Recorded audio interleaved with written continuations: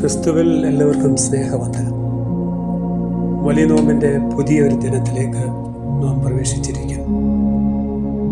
ക്രിസ്തുവിൻ്റെ സ്വത്വം, identity of Christ എന്നതാണ് ഇന്ന് ധ്യാന വിഷയം.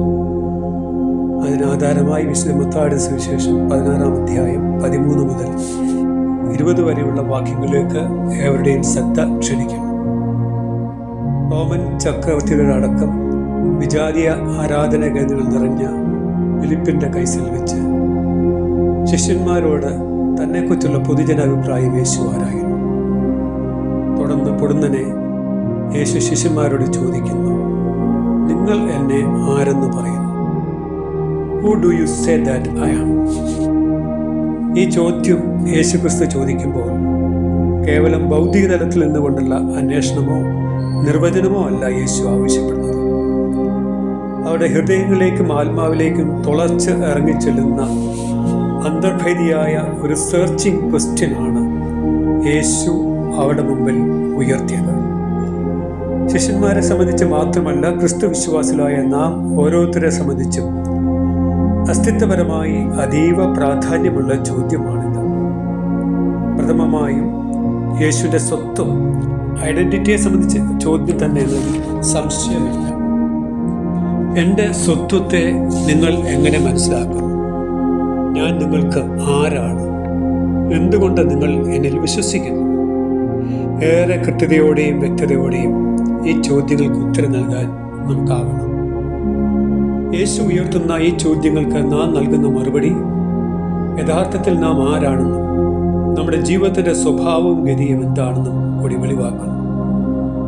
ഒന്നുകൂടി അടിവരയിട്ട് പറയട്ടെ, നമ്മുടെ വിശ്വാസ ജീവിതത്തെ നാം ഗൗരവമായി എടുക്കുന്നുവെങ്കിൽ ക്രിസ്തു ആരാണ്? ക്രിസ്തുവുമായിട്ടുള്ള ബന്ധത്തിൽ ഞാൻ ആരാണ്? എൻ്റെ സ്വത്വവും ഉണ്മയും എന്താണ് എന്ന സുവ്യക്തത നമുക്ക് ഉണ്ടാകണം. ഇത് കേവലം ക്രിസ്തുവിൻ്റെ സ്വത്വ നിർവചനത്തിൻ്റെ പ്രശ്നമല്ല, മറിച്ച് ക്രിസ്തുവിൻ്റെ സ്വത്വമായിട്ടുള്ള ബന്ധത്തിൽ സാധ്യമാകേണ്ട രൂപപ്പെടലിൻ്റെ വലിയ സാധ്യതയും വെല്ലുവിളിയുമാണ് നമ്മുടെ മുമ്പിൽ ഉയർത്തുന്നത്. നീ ജീവനുള്ള ദൈവത്തിൻ്റെ പുത്രനായ ക്രിസ്തു എന്ന് പത്രോസ് പറയുമ്പോൾ ഒരു രാഷ്ട്രീയ മെസ്സിയ സങ്കല്പമാണ് പത്രോസിന് ഉള്ളിൽ നിറഞ്ഞു നിൽക്കുന്നതെങ്കിലും ശരിയായ ദിശയിലുള്ള വിശ്വാസ പ്രഖ്യാപനമാണ് പത്രോസ് നടത്തുന്നത്. നോമ്പിൻ്റെ ഈ നാളുകളിൽ വ്യക്തിതലത്തിൽ നമ്മുടെ ഓരോരുത്തരുടെയും ക്രിസ്തുവിലുള്ള വിശ്വാസത്തെയും ക്രിസ്തുവിനോടുള്ള ബന്ധത്തെയും പ്രതിബദ്ധതയെയും ഗൗരവപൂർവമായ സ്വയ പരിശോധനയ്ക്കും വിശകലനത്തിനും വിധേയമാക്കാൻ നമുക്കാവണം. ക്രിസ്തു ആരാണ്? വ്യക്തിതലത്തിൽ ഈ ക്രിസ്തു എനിക്ക് ആരാണ് എന്ന സുവ്യക്തമായ ബോധ്യത്തിലേക്ക് നാം നയിക്കപ്പെടണം. ആ ബോധ്യത്തിൽ നമ്മുടെ രൂപപ്പെടൽ അനുദിനം സംഭവിക്കണം. യേശു കർത്താവുമായിട്ടുള്ള നമ്മുടെ വ്യക്തിബന്ധം കൂടുതൽ ആഴപ്പെടുവാൻ ബോധപൂർവമായ ശ്രമം നമ്മുടെ ഭാഗത്ത് നിന്ന് ഉണ്ടാകണം.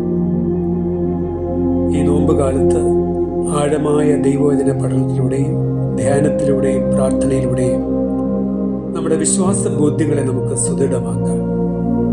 വിശുദ്ധ തോമസ് അപ്പസ്തലനോട് ചേർന്ന് നമുക്കും ഏറ്റുപറയാം, എൻ്റെ കർത്താവും എൻ്റെ ദൈവവും എന്ന്.